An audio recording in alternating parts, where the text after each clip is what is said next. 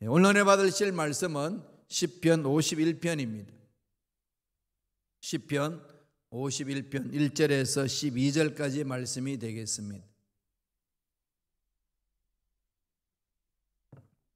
다 같이 한 목소리로 봉독하겠습니다. 하나님이여, 주의 인자를 따라 내게 은혜를 베푸시며 주의 많은 긍휼을 따라 내 죄악을 지워 주소서.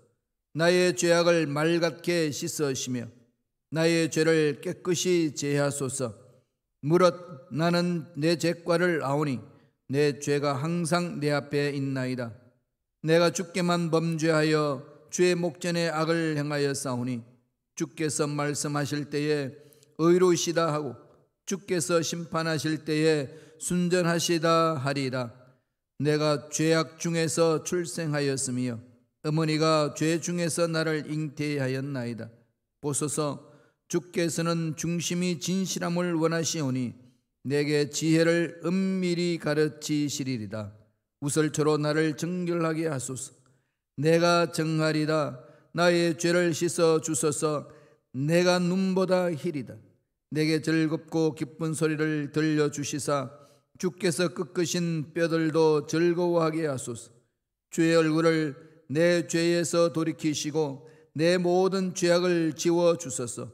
하나님이여, 내 속에 정한 마음을 창조하시고 내 안에 정직한 영을 새롭게 하소서. 나를 주 앞에 쫓아내지 마시고 주의 성령을 내게서 거두지 마소서. 주의 구원의 즐거움을 내게 회복시켜 주시고 자원하는 심령을 주사 나를 붙드소서. 아멘. 이 말씀으로 나의 죄를 깨끗이 제하소서라는 제목으로 은혜의 말씀을 나누겠습니다. 시편 51편은 우리가 잘 알고 있듯이 회개의 시입니다. 다윗이 밧세바를 범하고 난 이후에 나단 앞에 섰을 때에 자기 심령을 그대로 털어놓고 하나님 앞에 통해 자복하는 것을 시로 표현하고 있습니다. 우리 신앙생활에 있어서 이 회개는 너무나도 중요한 거죠. 회개하는 자는 언제나 희망이 있습니다.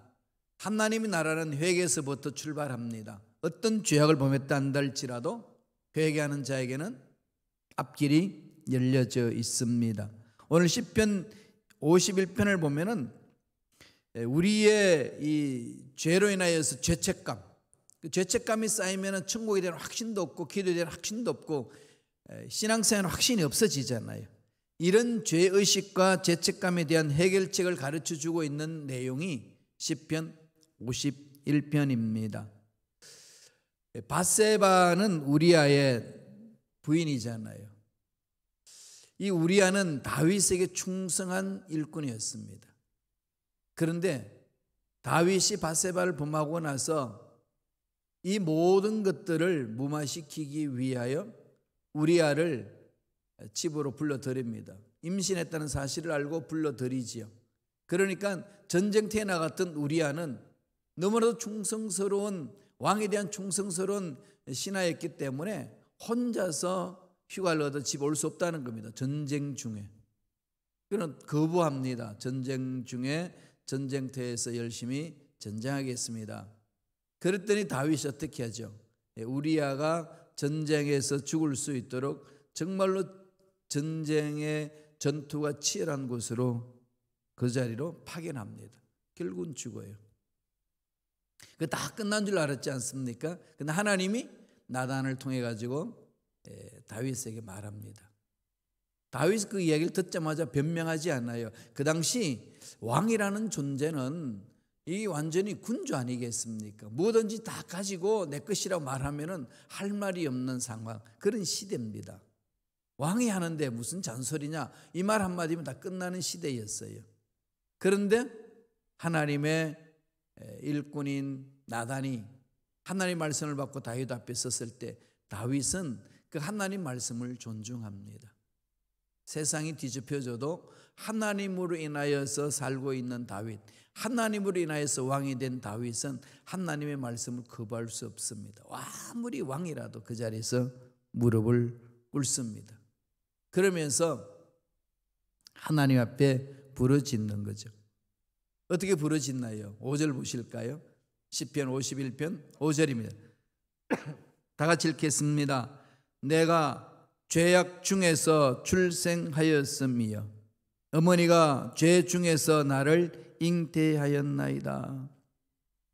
죄를 깨끗이 씻어달라고 기도할 때 가장 먼저 우리 마음판에 새겨야 될 부분, 이 말씀 아니겠어요?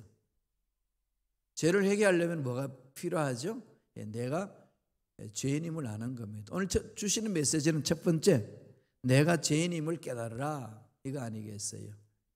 내가 죄인임을 깨닫지 못하면 예수님 못 믿는 거지요. 여러분 전도해 보면 알지 않습니까? 내가 왜 죄인이냐고. 내가 경범죄도 안 했다고. 나는 그냥 정말로 그냥 정직하게 삶을 살았다. 이렇게 많은 사람 참 많이 있어요. 세상에서 올곧게 산 사람일수록 자기가 죄인이라는 말을 듣는 순간에 화를 냅니다. 자기 의에 산다는 거지요. 하나님이 보시기에는 아무리 인간이 의인이라고 외치고 의인답게 산다고 할지라도 그 내면의 속에 있는 하나님과의 대적하는 죄가 많다는 겁니다. 그래서 죄를 지적할 때에 가장 하나님 앞에 복받는 자는 내가 죄인입니다 고백하는 거죠. 신앙생활에 있어서 중요한 부분 아니겠어요? 인간관계에 있어서도 이게 정말 중요한 부분이죠. 다 내 탓입니다 라고 하면은 문제 해결됩니다. 내 탓이 아니고 너의 탓이야 라는 순간부터 서로 삿대질이 오가고 힘들죠. 감정 싸움이 시작이 됩니다. 내가 잘못해서 그랬습니다. 하나님 앞에 기도하겠습니다. 이런 자세 중요하잖아요. 다윗은 그렇게 갔어요. 나단이 지적했을 때 내가 무슨 죄를 범했다고, 왕은 그 정도도 못하냐, 이렇게 변명하는 것이 아니고 내가 죄를 범했습니다. 내가 죄인입니다. 여기서부터 출발하는 거죠. 하나님은 이런 다윗의 모습을 보시고 귀히 여기신 거 아니겠습니까? 정말로 다윗은 어마어마한 죄를 범했거든요. 살인 교사죄 범했죠. 가정 파괴를 했죠. 남의 아내를 빼앗는 강도짓을 했죠. 간음죄를 범했죠. 우리가 그냥 나열만 해도 4가지 큰 죄악을 범한 사람입니다. 그런 다윗을 향하여 하나님은 너는 내 마음에 속든다라고 말할 수 있었던 것은 바로 어떠한 죄를 범해도 그 자리에 무릎을 꿇는다는 것, 자기가 죄를 지었다고 고백하는 겁니다. 하나님 나라는 여기서부터 출발하는 거예요. 교회 공동체도 아름답게 하기 위해서는 여기서부터 출발해 나가는 겁니다. 시편 51편 9절 보세요. 9절에 보면은 이렇게 고백을 합니다. 주의 얼굴을 내 죄에서 돌이키시고 내 모든 죄악을 지워주소서. 주의 얼굴이라는 말을 했죠. 이 말은 무슨 말일까요? 죄 때문에 하나님 나를 버리는 일이 없도록 하여 주옵소서. 제가 통해 자복합니다, 이거잖아요. 이런 말씀의 근거에서 담담을 얻는 거죠. 어떠한 죄악을 범해도 회개하고 주님 앞에 오면은 주님이 버리지 아니하신다는 것을 강조하고 있습니다. 내 죄에서 벗어나게 하고 내 모든 죄악을 도말하여 주옵소서. 다윗은 죄를 깨닫게 되는 것은 나단 선지자가 찾아와서 너는 죄를 지은 사람이다 말했을 때 그 자리에서 무릎 꿇어 물어서 시작이 됩니다. 사울은 어떤가요? 사울은 이러한 부분들에 대해 있어서 좀 다르게 이야기를 하죠. 사울은 자꾸 변명하잖아요. 하나님이 그래서 버림을 버렸습니다. 쓸 수 없도록 버린 거죠. 왜냐하면 하나님 앞에서는 죄진 상태로 존재할 수 없기 때문에 그렇습니다. 하나님 그럴 수 있습니다. 택하셔놓고 하나님을 등지는 자, 하나님 앞에 죄를 회개하지 않는 자는 하나님과 관계없다고 선언합니다. 이런 부분을 깊이 마음판에 새겨야 되는 거죠. 사무엘하 12장 9절에 보면 나단 선지자가 사무엘에게 지적하는 내용이 나옵니다. 다 같이 한번 읽어볼까요? 그런데 어찌하여 내가 야훼의 말씀을 어기고 나보기에 악을 행하였느뇨? 내가 칼로 헷 사람 우리아를 죽이되 암몬 자손의 칼로 죽이고 그 철을 빼앗아 내 철을 삼았도다. 샅샅이 다 들춰내는 거죠. 하나님 앞에서 감출 것이 없는 거 아니겠습니까? 다른 사람이 모르면 모든 것이 숨어버리고 덮어버린다고 생각하는데 하나님은 아십니다. 그래서 늘 우리의 신앙생활은 어떻게 될까요? 코람데오, 하나님 면전에서 서는 훈련을 해야 합니다. 그래야 사람들이 보든 안 보든 하나님의 볼보를 서고자 하는 몸부림이 있는 겁니다. 두 번째로는 51편 10절 11절에 나옵니다. 한번 보실까요? 51편 10절 11절 다 같이 읽겠습니다. 하나님이여 내 속에 정한 마음을 창조하시고 내 안에 정직한 영을 새롭게 하소서. 나를 주 앞에서 쫓아내지 마시며 주의 성령을 내게서 거두지 마소서. 죄를 깨달았으면 어떻게 해야 되죠? 회개하고 돌아서는 거잖아요. 그리고 어떻게 할까요? 하나님의 영으로 함께하여 주셔서 올바른 관계로 다시 회복하기를 갈망해야 되는 거죠. 관계 회복이 중요합니다. 두 번째는 하나님과 나의 관계를 회복하라는 거죠.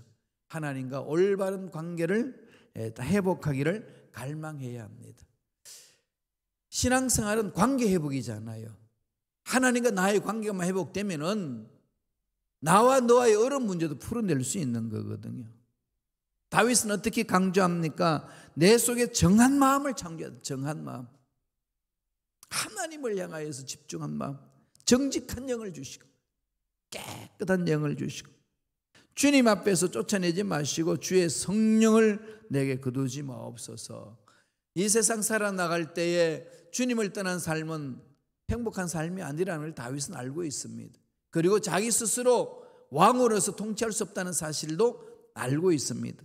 그러므로 하나님 맡겨주신 일을 감당하기 위해서는 성령의 충만함이 필요합니다. 성령을 거두지 마옵소서. 성령으로 충만케 해달라고 부르짖는 거지요. 죄악으로 인하여서 죄에 오염되었기 때문에 정한 마음이 사라졌습니다. 정직한 영이 없어졌습니다. 죄로 인하여서 성령의 임재도 느낄 수가 없었습니다. 이거 견딜 수가 없어서 성령을 내게 거두지 마옵소서 몸부림치는 거죠. 신앙생활하면서 힘이 없고 연약하고 어떤 일에 있어서 허우적거리고 있을 때 아무리 성령 임재함을 사모해도 임재를 느끼지 못할 때 다윗처럼 기도하는 겁니다. 하나님, 제가 죄인 중에 죄인입니다. 지은 죄가 있습니다. 아직까지 숨어있는 죄, 회개하지 못한 죄 떠오르게 하셔서 회개하게 하시고 정결한 마음을 주셔서 성령의 기름 부음이 넘쳐나게 달라고 부르짖는 겁니다.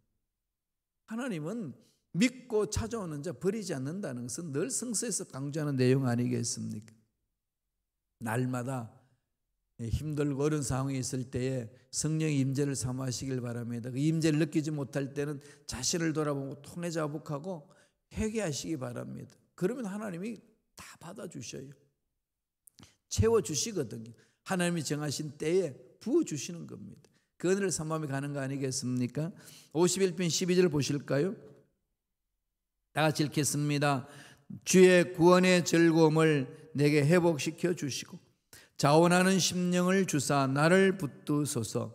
성령의 기름 부으심이 있고 하나님의 은혜를 깊이 체험하면 찾아오는 것이 즐거움이에요. 마음의 즐거움이에요. 여러분 세상살이에서도 일이 잘 되면 즐거움이 있잖아요.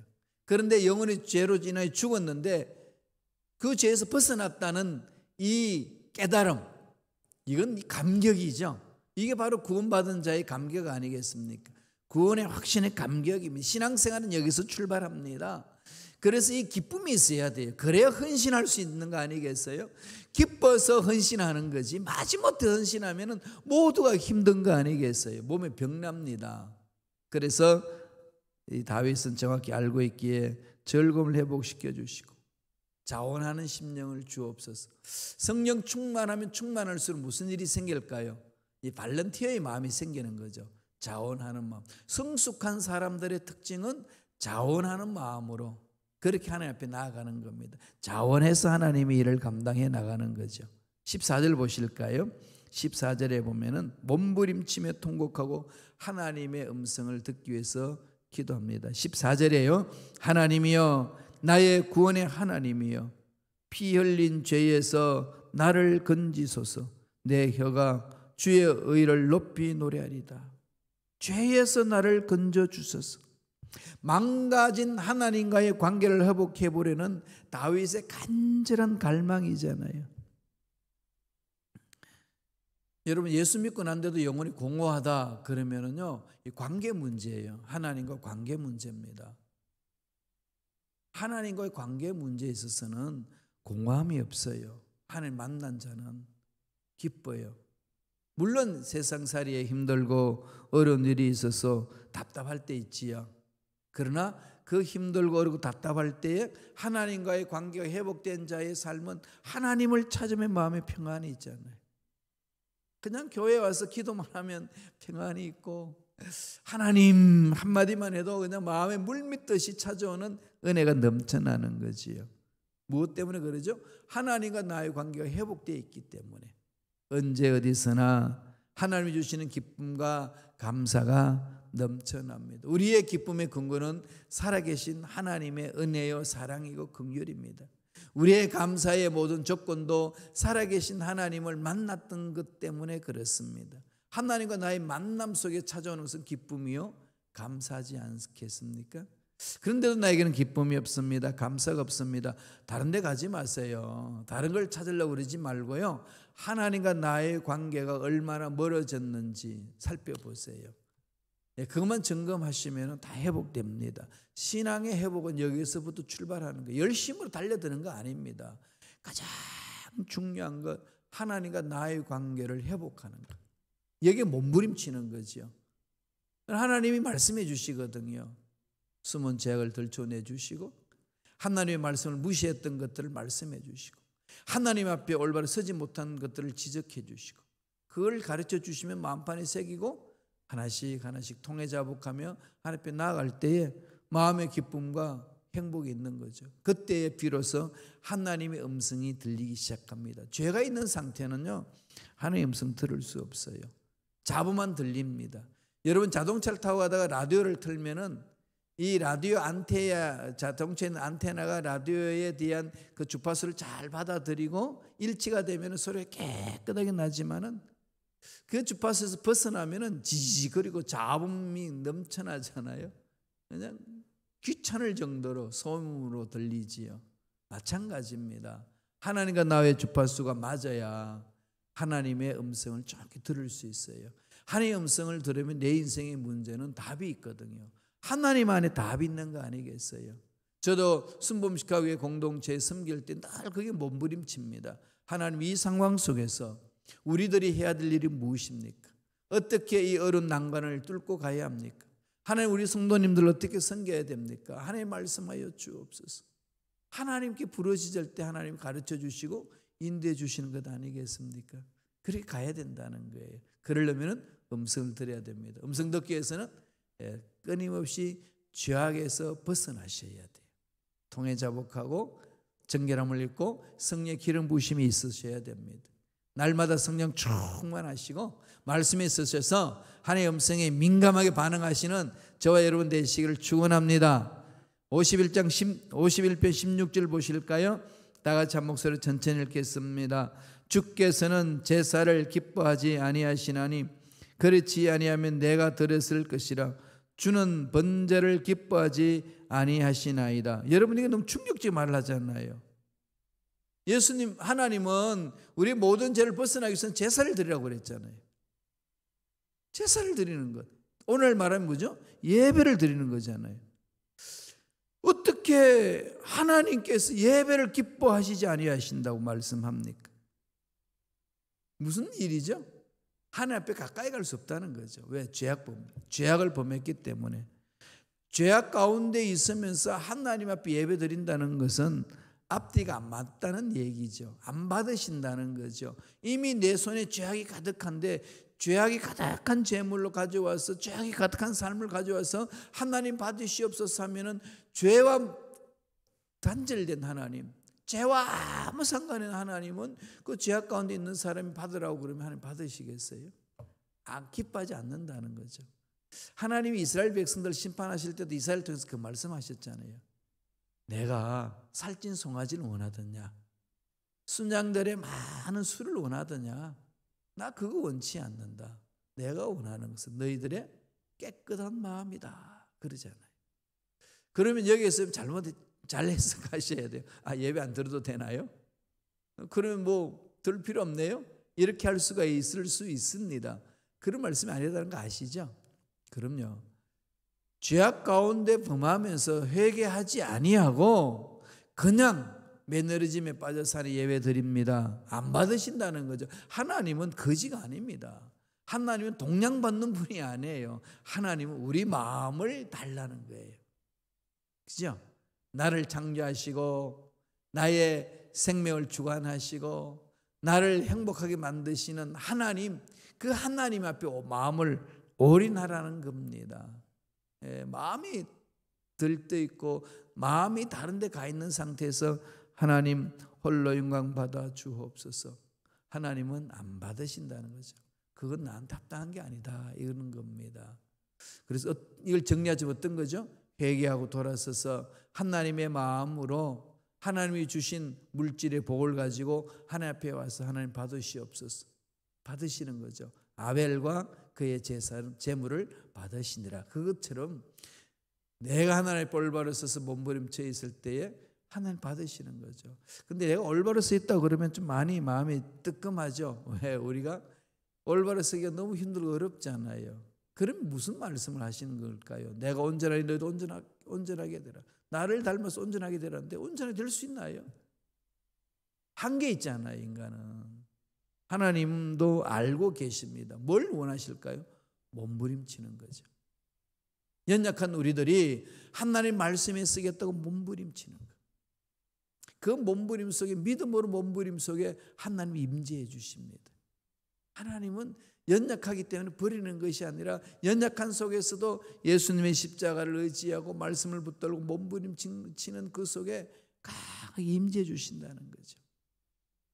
그 속에 하나님 만져주시면서 우리 문제 해결되고 마음이 정결하게 되고 하나님 은혜를 깊이 체험하는 거 아니겠습니까?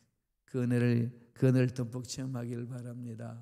마지막 세 번째로 51편 17절이에요. 다 같이 한 목소리 읽습니다. 하나님께서 구하시는 제사는 상한 심령이라. 하나님이여 상하고 통회하는 마음을 주께서 멸시하지 아니하시리다. 죄인임을 알고 하나님과 관계를 회복하고 그 다음에 세 번째는 뭘 하라는 거죠?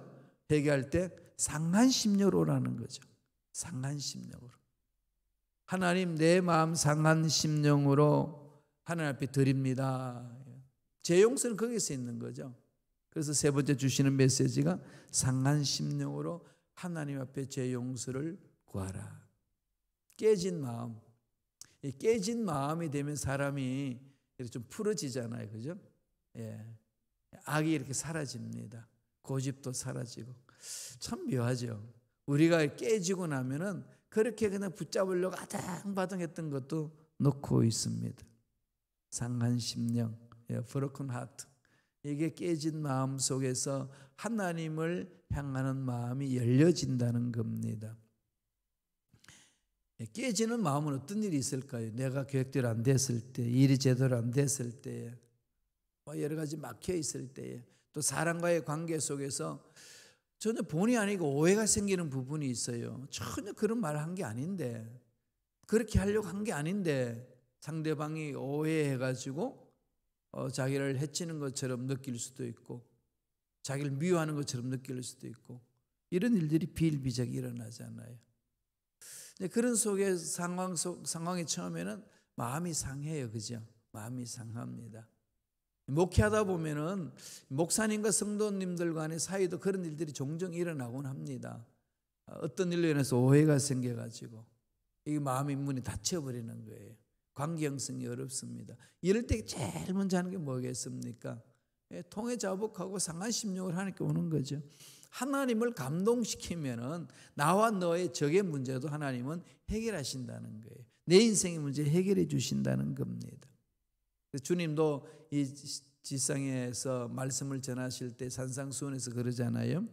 애통하는 자는 복이 있나니 저희가 위람을 받을 것이며. 애통해하는 마음, 문제 앞에서 애통해하는 마음, 내가 애통하고 마음을 깨트리면은 돌아설 수 있는 거지요. 못 풀 게 뭐가 있어요? 우리 사이 속에 예수 안에서, 그죠? 다 풀어내는 겁니다. 깨진 마음은 풀 수 있는 마음을 연다는 거예요. 하나님 그 마음을 원하십니다. 시편 34편 18절을 보면은 하나님의 마음이 어떤 것인지를 보여줍니다. 시편 34편 18절 다 같이 한번 읽어볼까요? 야훼는 마음이 상한 자를 가까이 하시고 충심으로 통회하는 자를 구원하시도다. 마음이 상한 자, 그러니까 하나님 마음 상했습니다, 마음 찢어졌습니다, 마음이 너무 아픕니다, 그대로 하나님 앞에 가지고 오세요. 하나님 버리지 않습니다. 그 속에 만져주시거든요. 자꾸 세월이 흘러가면서 연세가 들면 들수록 섭섭이가 많이 들어오죠. 그죠? 섭섭이가 참 많이 들어오잖아요. 저는 이 선교대회 1년에 한 번 나가면은 한 번 이렇게 며칠간 부모님 만나고 오면은 그게 느껴져요. 참 말씀은 안 하시는데 섭섭해 하시는 거죠. 어쩔 수 없다는 걸 알면서도 옆에 있을 수 없다는 것 때문에 참 섭섭해하는 마음이 있더라고요. 이런 섭섭함이 알게 모르게 우리 마음을 파고 들어오거든요. 이럴 때 어떻게 할까요? 주님 앞에 내려놓고, 주여 이로 인해서 마음이 아픕니다, 마음이 상합니다, 주님 피 묻은 손으로 안수하여 주시고 치료해 달라고. 하나님은 그런 마음은 절대로 버리지 않는다고 성서는 늘 강조합니다.